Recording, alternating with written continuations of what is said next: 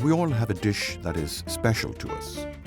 It could be a dish that reminds us of a person we're close to or a place that we associate it with. Sweden is a place like this. One such dish is herring and potatoes, a dish that Swedes have been enjoying for hundreds of years, a dish that has been preserved and refined through the generations.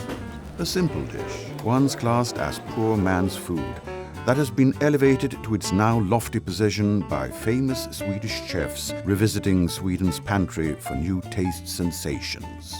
Herring is caught in the clean waters off the west coast, pickled in vinegar, flavoured with spices and vegetables, and conserved. Many Swedish families have their own secret recipes to retain the maximum amount of taste.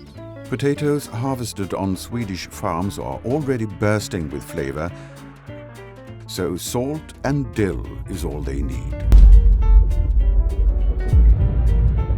To this day, we serve herring and potatoes at all major festivities in Sweden.